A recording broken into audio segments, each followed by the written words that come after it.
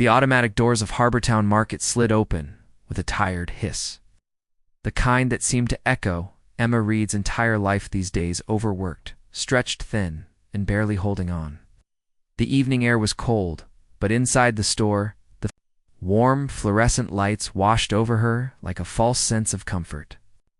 Emma shifted her 1-year-old daughter, Maya, higher on her hip, gently bouncing her as she stepped inside. Maya whimpered softly, her tiny fingers clutching Emma's coat, collar like it was the last anchor she had in the world. Emma kissed her daughter's forehead tenderly. Baby, Mommy's here. We're okay. We're gonna figure this out. But they weren't okay, and she had absolutely no idea how to figure anything out. Her fingers trembled as she dug into her pocket and pulled out a handful of coins. $3.78. She counted twice, and a third time, hoping the numbers would magically change. They didn't. $3.78. That was all she had left. Not just for the day. No, not just for groceries. For the week, her next paycheck wouldn't come until Friday afternoon. And her boss had already texted her that morning saying shifts might be cut due to slow business. Emma didn't dare reply. She couldn't afford to lose even a single hour. The supermarket was busy, families shopping for dinner, couples debating pasta brands, teenagers laughing near the snack aisle, but Emma felt like she was walking through fog. Like everything around her was loud and bright and alive, while she was drowning quietly beneath it all. Maya shifted again, fussing more urgently. Emma's chest tightened. Her daughter needed diapers. She had run out completely, and Emma had struggled all afternoon trying to stretch the last one. The cheap off-brand diapers gave Maya rashes, but Emma couldn't afford anything better. She had used every trick she'd learned over the past year, lining diapers with folded napkins, rinsing and reusing lightly wet ones, even trying to keep Maya diaper-free for small periods at home, but nothing could replace the real thing. Not anymore. As Emma walked toward the baby aisle, she didn't notice the man who had entered the store moments after her. A tall man. A man in a perfectly tailored charcoal suit. A man who carried himself with the quiet confidence of someone used to power, authority, and control.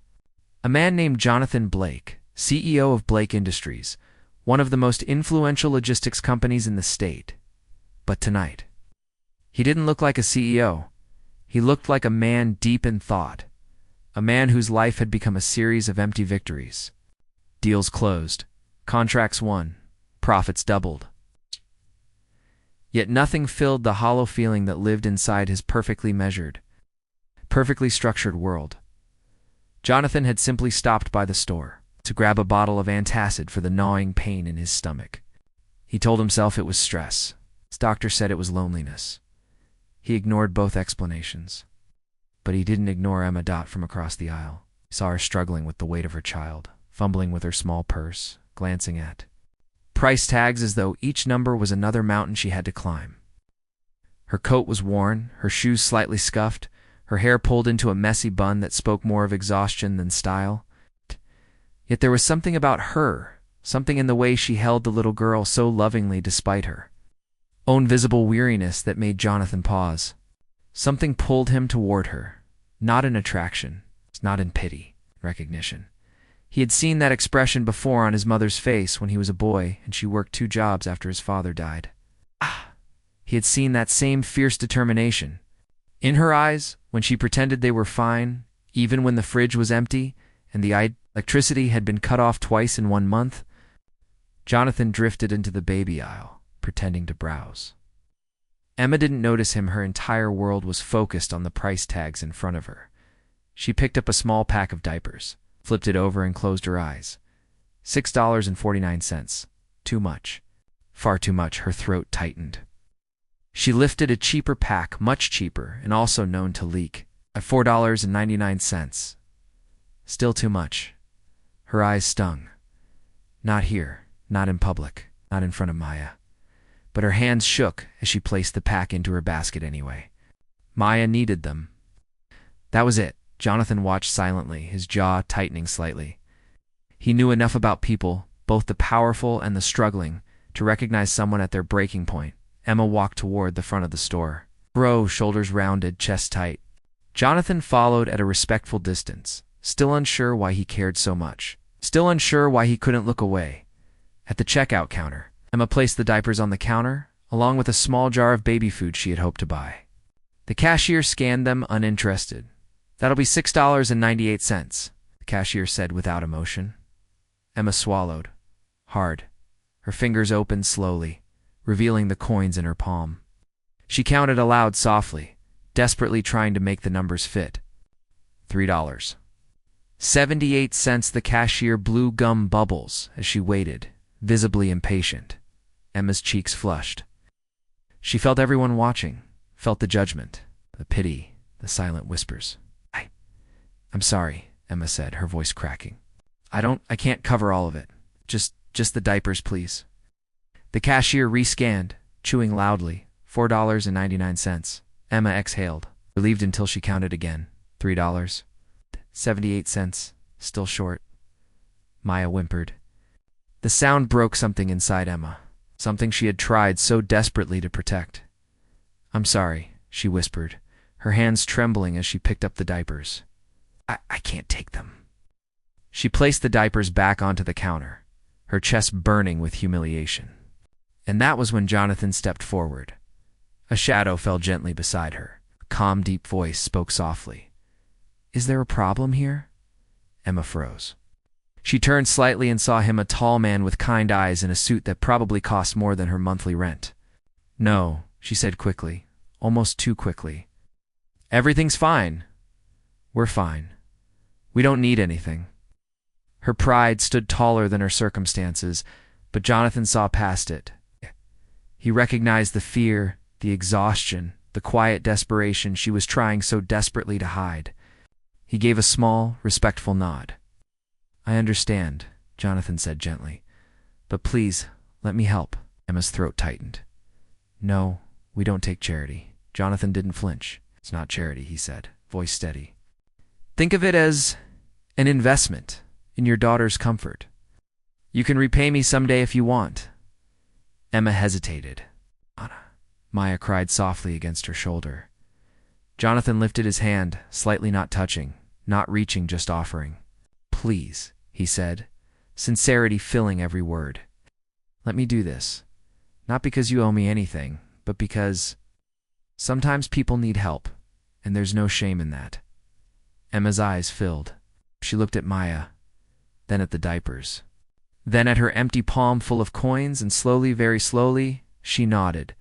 Jonathan stepped forward, pulling out his wallet without hesitation, placed a crisp bill on the counter. I'd like to cover her items, he said firmly. The cashier perked up instantly, suddenly interested. Emma lowered her head, tears trembling on her lashes, not from weakness, but from the overwhelming relief she had been denying herself for far too long. Jonathan didn't smile triumphantly, didn't boast, didn't expect gratitude. He simply watched as the cashier bagged the diapers and baby food. Then he did something Emma never expected from a stranger. He stepped back respectfully and said, almost quietly, You don't deserve to struggle alone. Emma looked up at him, confused. Jonathan gave her a small, gentle smile. You never know, he said softly.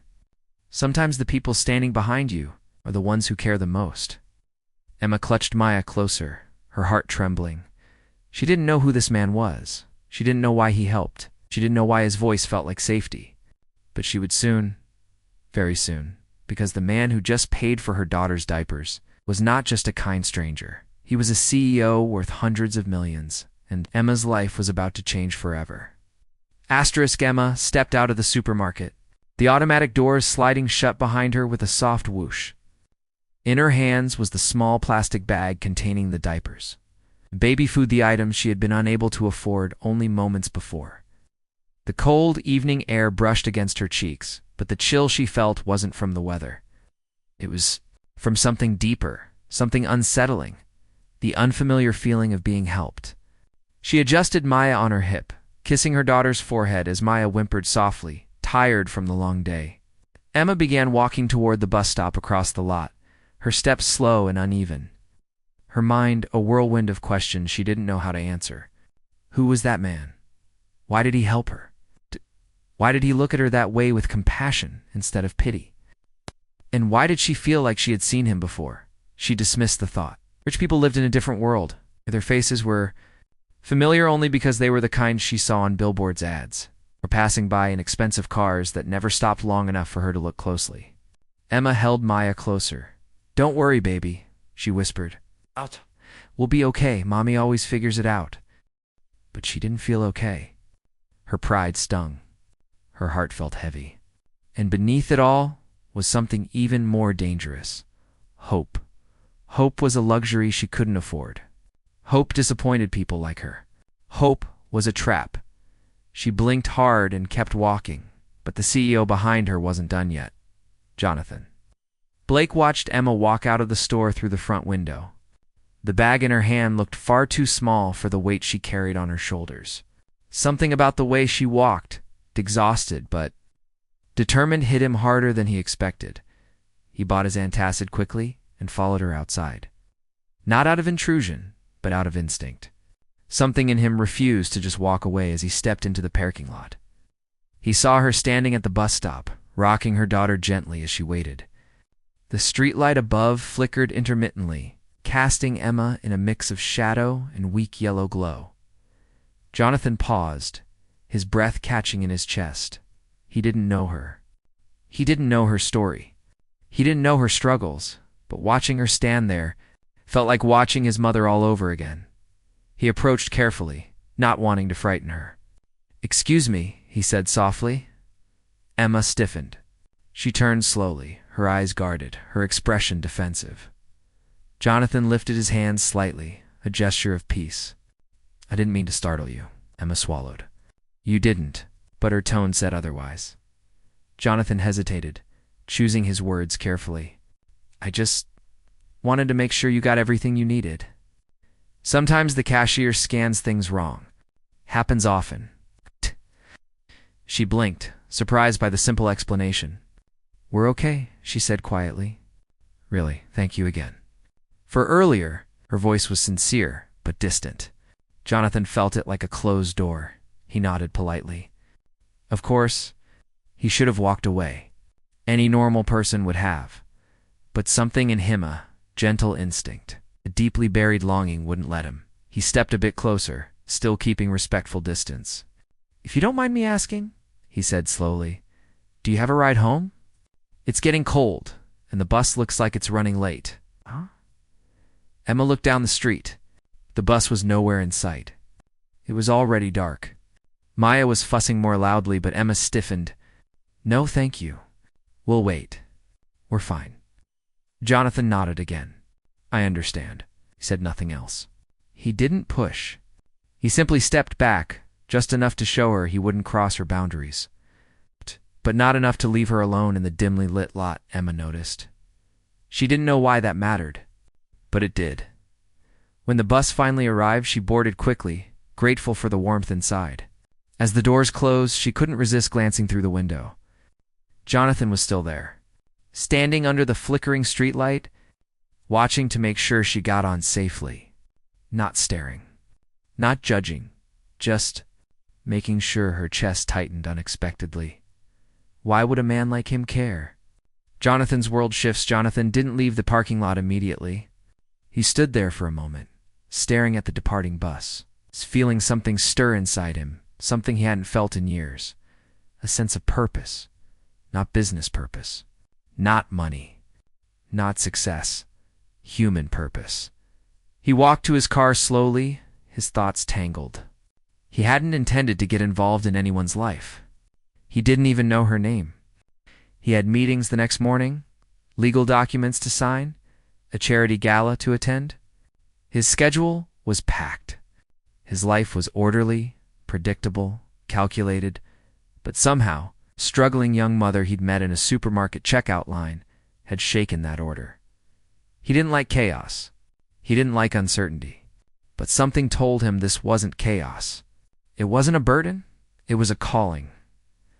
Jonathan sat in his car, gripping the steering wheel as he stared straight ahead. For the first time in years, something inside him whispered, "Don't let this go. Don't walk away. Not this time. Emma's home." A night of hard truths. The bus ride felt longer than usual. Maya had fallen asleep on her chest, and Emma stared out the window, watching the city lights blur into streaks of yellow and orange. When she finally reached her stop, she walked the 2 blocks to her apartment, building a small, aging complex with flickering hallway lights and thin walls that never blocked out the neighbors arguing. She unlocked the door quietly. The apartment was cold. The heat had been shut off again 2 days ago. Emma wrapped Maya in a thicker blanket and placed her in the cribba, used one she had bought online for $20. She rubbed her face with her hands, exhausted. The weight of the day crushed her. She sat on the floor next to the crib and let out a long, shaky breath.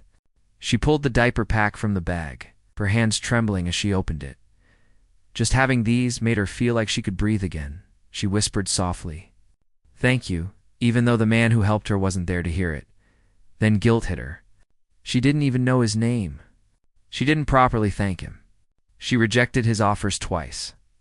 She let her pride get in the way of simple human kindness. Emma hugged her knees to her chest. She didn't cry. She couldn't. She had cried too much already. Tonight, she was simply tired. Too tired to hope. Too tired to dream. Too tired to imagine that the man who paid for her daughter's diapers might still be thinking about her at all. But he was, across town. In a luxury penthouse overlooking the skyline, Jonathan stood at the window. Staring at the city lights, his dinner sat untouched on the table behind him. He didn't see the skyline. He saw Hertha girl in the worn coat, holding her baby with more love than most wealthy parents held their own children. He didn't know her story, but he wanted to, not out of curiosity, not out of kindness, out of something deeper. Jonathan Blake, a man who had everything money could buy, couldn't shake the feeling that the woman he'd met tonight was carrying more strength, more dignity, and more silent pain than anyone he had met in years. He whispered to himself, almost unconsciously, "I need to make sure she's okay." He didn't know how. He didn't know why, but he knew one thing for certain. This wasn't the last time their paths would cross. Not by accident. Not by coincidence. Something bigger was already pulling their lives together, and soon Emma would discover exactly who the stranger behind her really was. Emma woke up before sunrise, the faint glow of early morning creeping through the thin curtains of her apartment. Maya was already stirring, kicking her little feet against the blanket. Emma forced herself up, ignoring the ache in her back from sleeping on the old mattress that sank too far in the middle. She lifted Maya gently, kissing her warm forehead. "Good morning, sunshine," she whispered. The baby cooed softly, unaware of the world's weight, unaware of the battles her mother fought quietly every day. Emma changed Maya's diaper, the fresh, clean diaper that had felt like a treasure the night before. For the first time in days, she didn't have to worry about rationing them or reusing them. It should have brought her comfort. But all she felt was a strange mixture of relief and guilt. She still couldn't stop thinking about him. The man at the store? The stranger in the suit? The one who looked at her like she mattered? The one who didn't pity her, but saw her? She pushed the thought away. Rich people didn't remember girls like her. Their kindness lasted minutes. Their lives moved on. Emma had to move on too. A morning that started wrong, she dressed quickly, ate nothing, and bundled Maya into her tiny stroller. It was time to drop her off at Ms. Carter's apartment. The elderly widow who watched Maya for $8 an hour while Emma worked at the diner. As Emma stepped out into the chilly morning, the wind blew against her thin coat. She held onto the stroller's handle tightly, focusing on each step. The hallway lights flickered again. The landlord hadn't fixed them in months. When she reached Ms. Carter's door, she knocked gently. The old woman opened it with a warm smile. "Oh, sweetheart," she greeted. "Another long day?" "Always," Emma replied softly. "You'll get through it. You always do." Emma handed Maya over, kissed her goodbye, and rushed out the door. She was already late. She hated being late. People already assumed things about single moms. Lazy, irresponsible, unreliable. Emma refused to give them the satisfaction. She sprinted down the sidewalk toward the bus stop, her lungs burning from the cold air. The bus arrived just as she reached the curb, and she hopped on, panting. The driver gave her an annoyed look. She didn't respond. She didn't have the strength. Meanwhile, across the city, Jonathan stepped out of his private elevator with the same confidence he carried into every boardroom, but today, something in him was different. He wasn't thinking about quarterly reports.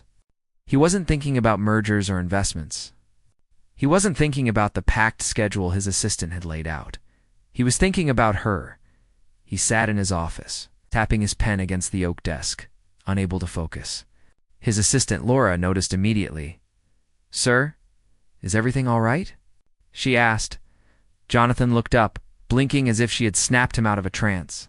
"Yes, I'm fine." But he wasn't. He cleared his throat.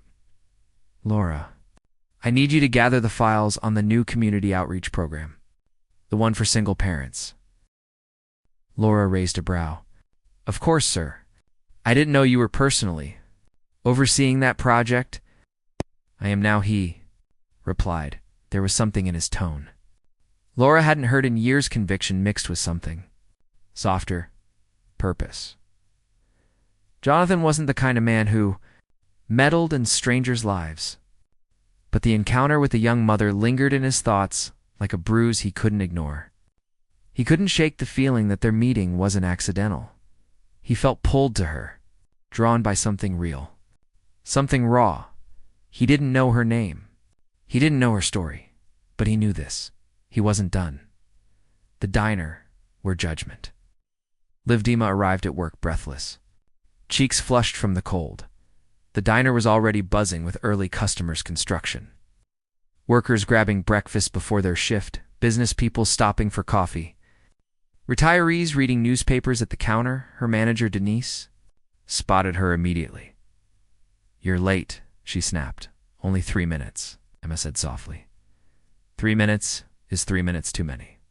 Customers notice these things. No, they don't, Emma thought.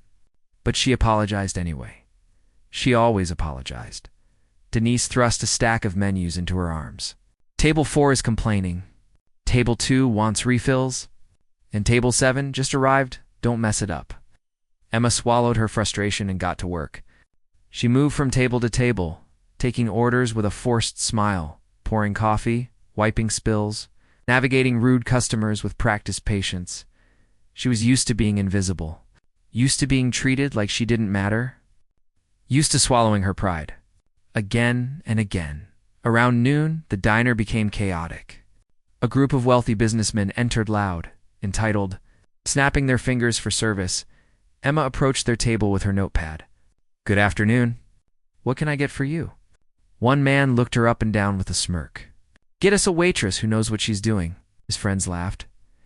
Emma forced a smile. "I'll be happy to take your order." "We don't want you," another said. "We want someone who won't drop the plates." Denise swooped in, plastering a fake smile on her face. "Gentlemen, allow me to handle your table." She turned to Emma. "Go work on silverware. You're scaring customers." Emma's cheeks burned with humiliation. She lowered her head and walked away, her throat tight. She hated this. Hated being treated like garbage. Hated feeling helpless. As she folded silverware in the back, her hands trembled with anger. Why is life like this? Why do people assume poor means worthless? Why does everyone think they're better than her? The memory of last night flashed in her mind, the man in the suit. The only person who hadn't looked at her like she was nothing. She wished she'd gotten his name. She wished she had the courage to say more. She wished. But wishes weren't for people like her. And then the door opened. Bell above the diner door chimed. Emma didn't look up at first. But she felt a shift in the air, the kind of shift that made her heartbeat quicken for reasons she couldn't explain. She carried a tray toward the counter, balancing the plates carefully. When Denise's voice drifted from the front in an overly sweet tone, "Good afternoon, sir. Table for one?" "Yes, thank you." Emma froze. She knew that voice. She turned slowly, hardly daring to believe it.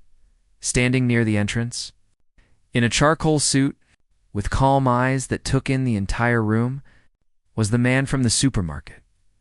Jonathan Blake. The CEO she still didn't know was a CEO, the man who wouldn't let her walk away alone. The man who watched over her like she mattered. The man who had haunted her thoughts all night. He had found her, and he wasn't pretending he didn't recognize her. His eyes landed on her, instantly softening, warming, grounding. Emma's breath caught.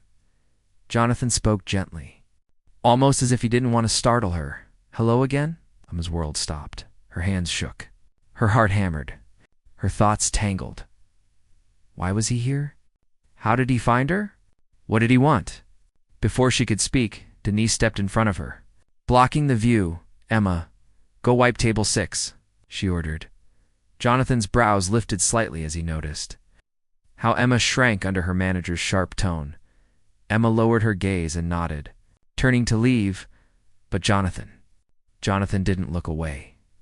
His expression shifted, curiosity deepening into concern. Concern sharpening into something more intense, something protective. He could see it now. The exhaustion, the disrespect, the weight she carried alone, and in that moment, Jonathan Blake made a silent promise to himself. He was going to change her life. No matter what it took. The next morning arrived with a gray, heavy sky, as if the universe itself sensed the storm that was about to break in Mia's life. She woke up early, not because she slept well, but because the entire night had been a war between fear and the faint. Stubborn spark of hope Daniel had placed in her heart. Her lips still held the ghost of a smile from the dinner they shared. The laughter that felt like it belonged to someone else's life, someone free, someone safe. Yet the moment she opened her eyes, reality surged back like a tidal wave. The rent was due. Her electricity bill was overdue. She still owed 2 months of daycare fees. Her ex was contacting her again. And now, the biggest twist of all, she might actually have feelings for the man who was helping her. Feelings she wasn't supposed to have. She sat on the edge of her small bed. Little Noah curled up against her, peaceful and unaware. She brushed his hair back gently, her voice breaking as she whispered, "Mommy's trying, baby. I promise." She kissed his forehead, held him close for a moment longer, then reluctantly got up. Today she had to visit social services regarding the financial assistance plan. A humiliation she'd always tried to avoid, but now had no choice but to accept. But before any of that, she needed to face Daniel at work, and facing Daniel after what happened. After the way he looked at her last night, terrified her more than anything. 1. At the office at distance, he didn't XPCT. Daniel was already in his office when Mia arrived. He had barely slept either, replaying every moment from the night before. Her laughter, her eyes, the way Noah had clung to her shirt as he slept on her shoulder, everything pulled him in deeper. Even though he knew he shouldn't fall, when Mia stepped inside the office hallway, she kept her gaze down, clutching her bag. Moving quickly past everyone, when Daniel saw her, he stood instinctively. "Mia, good morning." "Sir," she said sharply, avoiding eye contact. "Sir, not Daniel, not even the warm, shy smile she usually gave him." Her voice was stiff, guarded, like she was building a wall. He took a step toward her. "Are you okay? Did something happen?" "No, sir. Everything is fine. I'll get started on the emails you sent." She nodded politely and turned away before he could say another word. Daniel stood frozen, his heart sinking. Something had changed. Something big. He watched her walk away, her shoulders tight, her movements rushed. She didn't even dare look at him. He ran a hand through his hair in frustration. She was pulling away, and he didn't know why. 2. The phone call that shattered her moronian during her break. Mia stepped outside the building to get fresh air. Her chest felt tight all morning. She thought distance would help. She thought pushing Daniel away would give her brain and heart space to breathe. She couldn't let herself get attached. She couldn't risk confusing kindness for something more. She couldn't let a wealthy CEO rescue her emotionally, because people like her didn't get fairy tale endings. Her phone rang suddenly. Pulling her out of her thoughts, the caller ID made her heart drop. It was her ex, Noah's father. She hesitated, hands trembling, then answered. "What do you want?" she whispered, her voice strained. His tone was instant hostility. I heard you're getting help from some rich guy now. A CEO, huh? Mia, you think you can run forever? I want Noah this weekend. No. Her answer was immediate, sharp. You don't get to walk in and out of his life whenever you choose. You don't own him, he growled. If you don't cooperate, I'll go to the court. I'll say you can't support him. I'll say you're not stable. Her heart thundered. You left us, she whispered. You don't get to do this. Oh, but I can, he snapped. And I will. Then he hung up. Mia stood frozen, breathing uneven, her throat closing up. He couldn't actually take Noah away. Right, could he?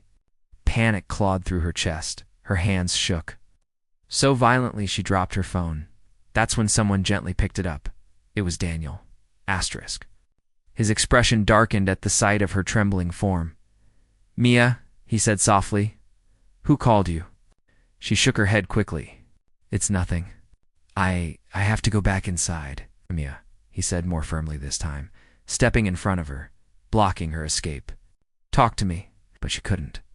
If she let him into this part of her world, he'd feel obligated to help. And she didn't want to be his responsibility. She wanted to stand on her own feet. She wanted to be strong for Noah, so she forced a weak smile, wiped her tears and whispered, I'm fine. Please let it go. And she walked away, leaving Daniel standing there. Fists clenched, his worry intensifying. 3. The CEO investigates a truth he never wanted to for Daniel. Wasn't the type of man who left things alone, not when someone he cared about was hurting. He called his head of security. James, I need a background check, he said quietly. On someone connected to Mia, he gave Noah's father's name. Within hours, the results came back. And they weren't just bad. They were horrifying. Domestic violence charges. Financial fraud allegations. Multiple police reports filed by previous partners. Records of aggressive behavior. Debt with dangerous people. And worst of all, an open case regarding threats to a minor. Daniel's blood ran cold. His jaw tightened until it hurt. This man, this monster, was trying to take Noah? Not on his watch, not ever.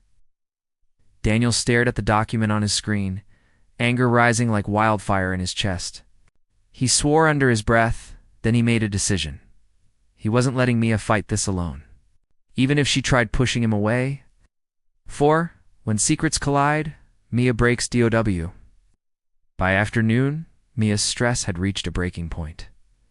Her ex kept calling. Her landlord sent another warning message.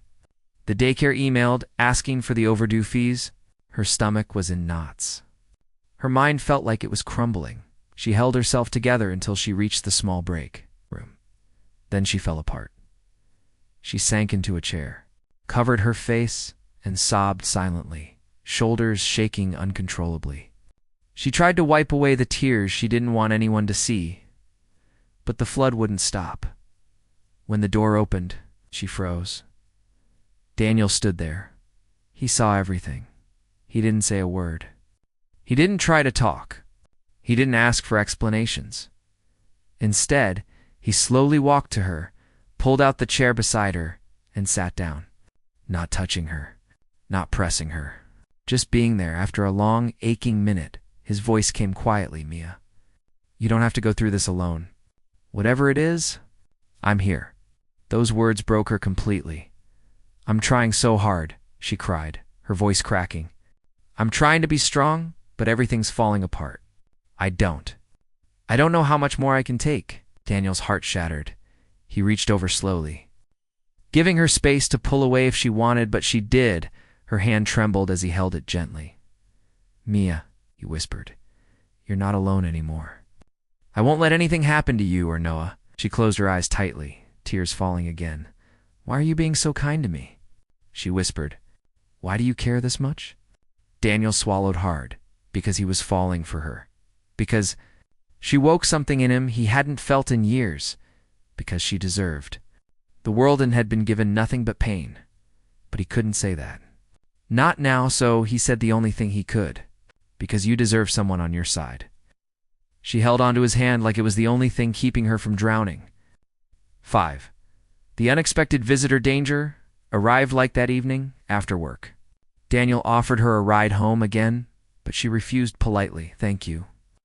But I need to do some things alone today." He didn't argue. He didn't push. He simply nodded, though worry gnawed at him. When Mia reached her building, she noticed a dark car parked outside. She slowed her pace.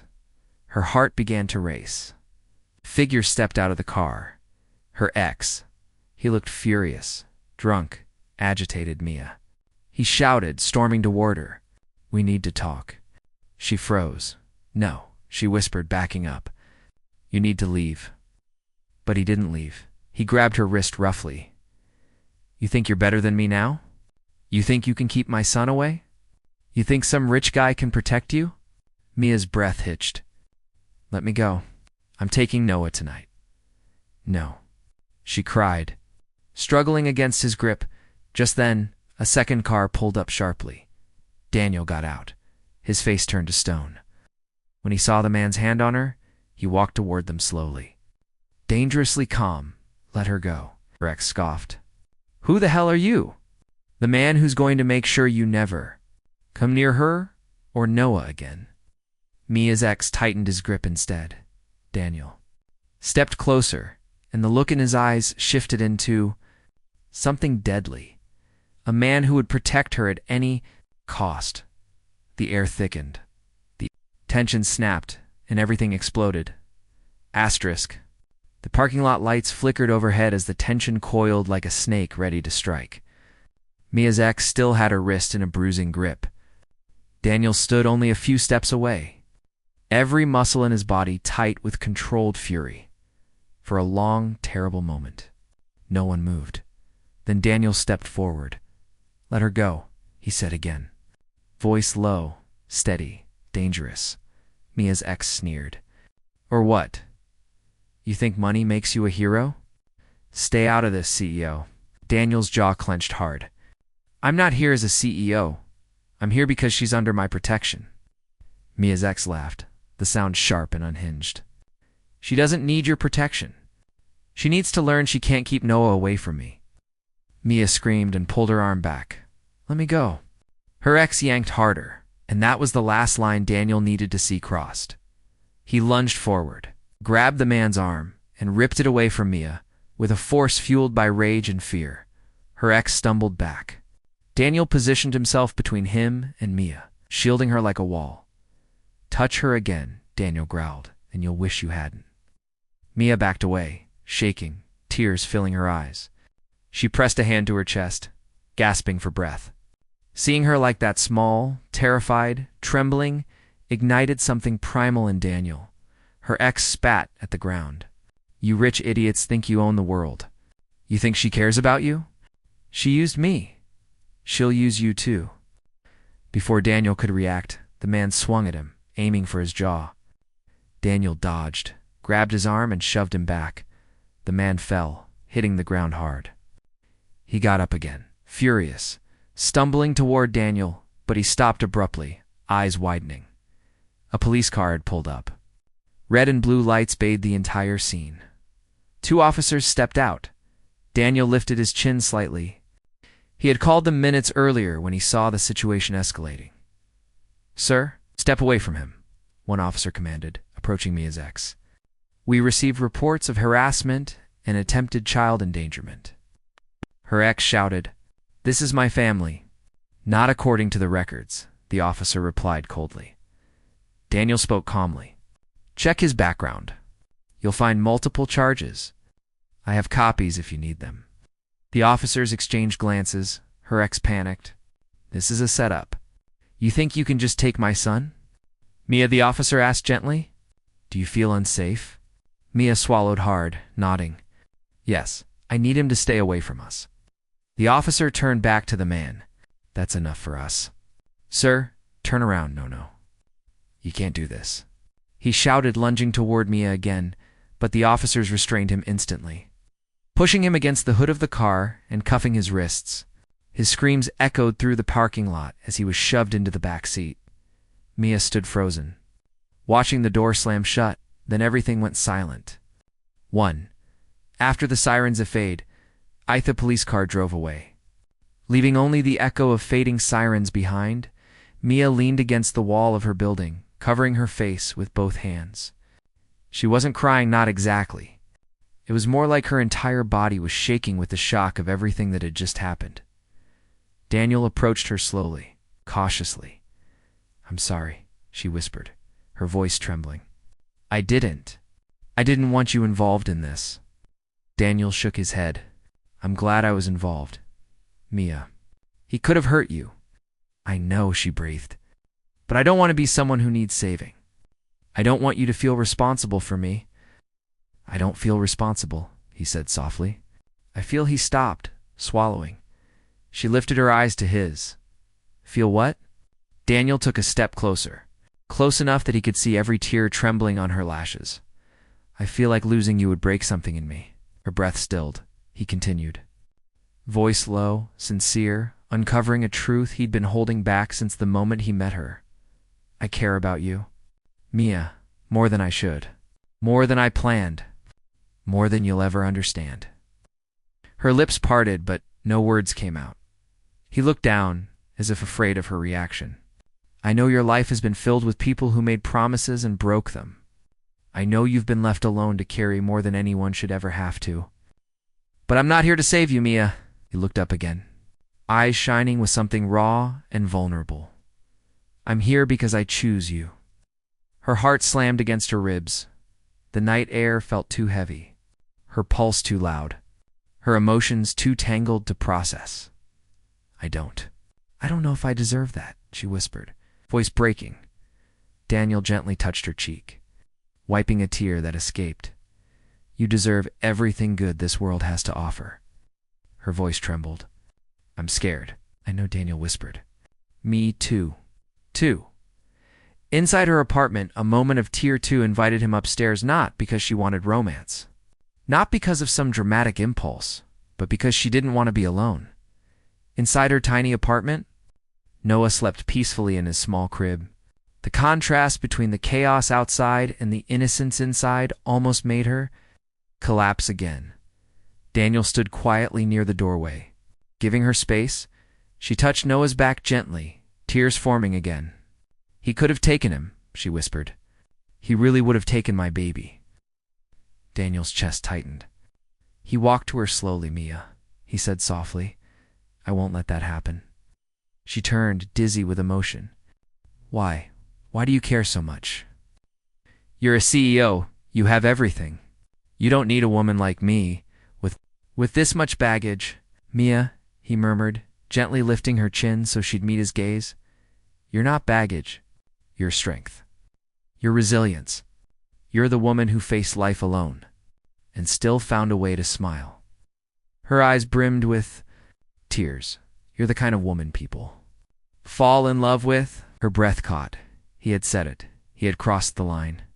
She was afraid even to approach, but instead of fear, something else bloomed in her chest. Warmth. Hope. A fragile, trembling kind of happiness she hadn't felt in years. "Daniel," she whispered, "I think I'm falling for you too." Closed his eyes for a moment, relief washing over him. When he opened them, his eyes were soft, full, alive. He cupped her face gently. "Then I'm the luckiest man alive." Her tears finally spilled over. He pulled her into his chest, holding her like she was something precious, something irreplaceable. And for the first time in her life, Mia felt safe, truly, deeply safe. 3. 6 months later, a new LAF 6 months passed. Her ex was behind bars. Awaiting trial for multiple charges, Mia now had a stable job at Daniel's company, not because of favoritism, but because she earned it with her hard work and rising confidence. She moved to a safer apartment. Her son had childcare fully handled. And Daniel had become her partner in every sense. Supportive, patient, devoted. He never rushed her healing, never pushed her boundaries, never made her feel like she owed him anything. He simply stayed. And every day, she trusted him a little more. For the proposal's simple. Perfect, TRU1 quiet evening, while Noah napped on the couch.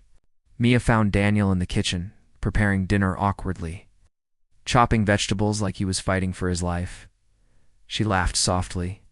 "You're going to lose a finger," he grinned. "I'm improving." Slightly. Mia walked toward him, wrapping her arms around his back, resting her cheek against him. "Thank you," she whispered. "For what?" "For giving me a life I didn't know I deserved." Daniel turned, brushing her hair back. "You've built this life, Mia. I just held the door open." "What?" Before she could respond, he reached into his pocket. Her entire body froze. Daniel knelt slowly. "Tenderly, Mia," he said softly, "you saved me from a lonely life I didn't even realize I was living. You brought warmth where there was emptiness. You showed me what love looks like, what family feels like." She covered her mouth, tears spilling. "So I'm asking you," he opened the small velvet box. "Will you marry me?" A soft cry escaped her. "Yes," she whispered. Then louder, "Yes. Yes, Daniel. Yes." He slipped the ring onto her trembling hand. She threw her arms around him. He lifted her off the ground, laughing as tears streamed down her face. Noah woke up from the noise and toddled over sleepily. Daniel picked him up too, kissing his hair, and in that moment, their small kitchen felt like the center of the universe. A single mother, a kind CEO, a baby who deserved love, and a future built from courage, hope, and healing.